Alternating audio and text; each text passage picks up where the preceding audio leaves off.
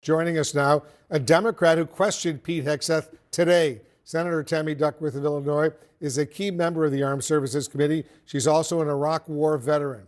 Senator, thanks so much for joining us. Let's listen to this exchange you had with Hegseth about his knowledge of a key alliance in Southeast Asia. Listen to this. What is the highest level of international security agreement that you have led? And can you name some that the Secretary of Defense would lead? There's three main ones. Do you know? I have not been involved in international security arrangements because I have not been in government other than serving in the military. So my job has been to no. The lead answer is men no. and Can you women in name one of the combat. three main ones that the You're Secretary talking of about Defense defense arrangements. I mean, NATO might be one that you're referring to. Status of Forces Agreement would be one of them. Status of Forces Agreement. I've been a part of teaching about Status of Forces Agreements. But you don't remember to Afghanistan. mention it? You're not qualified, Mr. Hegseth. You're not qualified. You talk about repairing our defense industrial complex. You're not qualified to that. You could do acquisition and cross-servicing agreements, which essentially are security agreements. You can't even mention that. You've done none of those. You talked about the Indo-Pacific a little bit, and I'm glad that you mentioned it. Can you name the importance of at least one of the nations in the ASEAN, and what type of agreement we have with at least one of those nations? And how many nations are in ASEAN, by the way? I couldn't tell you the exact amount of nations in that, but I know we have allies in South Korea and Japan and in AUKUS with Australia, trying to work on submarines with them. Mr. Hegseth, none of those countries are in allies ASEAN. Across. None of those three countries that you've mentioned are in ASEAN. I suggest you do a little homework before you prepare for these types of negotiations. All right, so we just heard that exchange you had, that little exchange you had with Hegseth. Were you surprised he wasn't able to answer your question?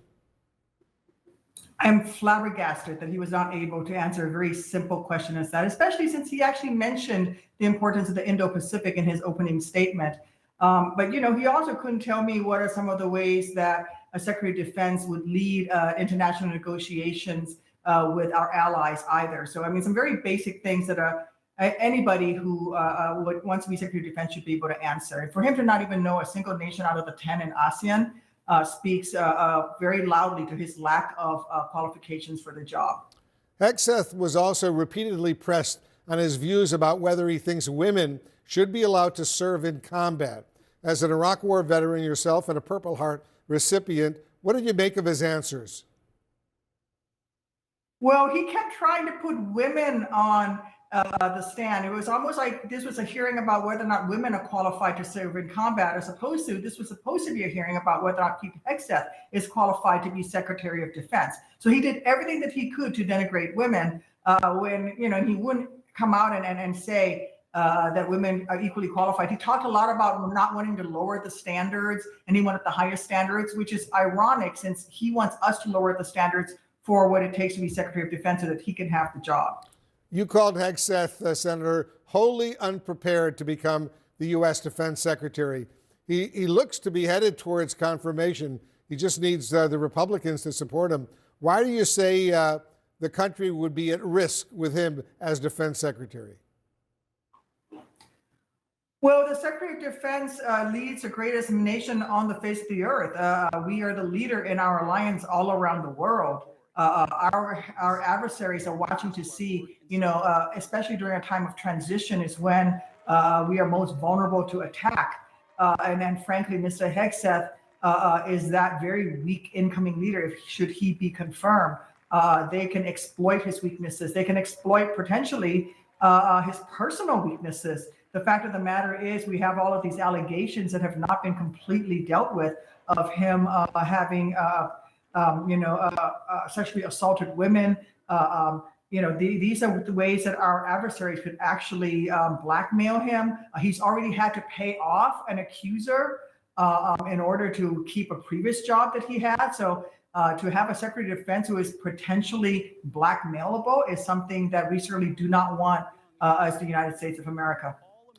What do you say, Senator, to your Republican colleagues who appear willing to confirm Hegseth despite serious questions about his qualifications and allegations of drunkenness and sexual assault? I am deeply, deeply disappointed should any of my Republican colleagues vote to confirm this man.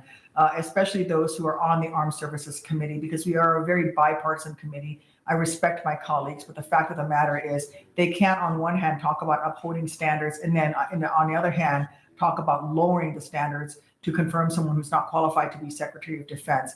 Basically, what I would say to my colleagues is stop praying at the altar of MAGA and let's put the country above self and your personal political ambitions. I want to play that clip from Republican Senator Markwayne Mullin. During the hearing, we mistakenly played it a little bit earlier, but I want to play it again. Listen and watch this.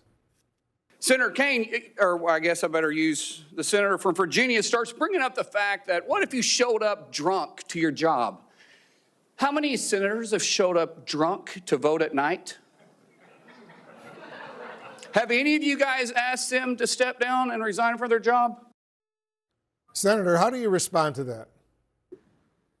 Well, again, the Republicans kept trying to put other people on the stand to make them say that they're qualified to do their jobs. And Senator Mullin actually said that there were no qualifications necessary to be Secretary of Defense. And I would disagree with him because one of the qualifications to be Secretary of Defense is actually to be confirmed by the United States Senate and to convince the members of the United States Senate that he's qualified to do the job. And certainly he did not convince me today that he is capable of doing the job. And that's just like saying, oh, well, somebody else is drunk at their job, so it's okay for me to be drunk at my job. I mean, what kind of I would accept that type of argument from my 6-year-old, if she says, oh, well, he pushed me, so I pushed him.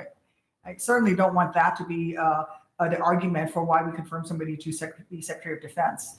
Senator Tammy Duckworth, thanks so much for joining us. Thanks for having me on.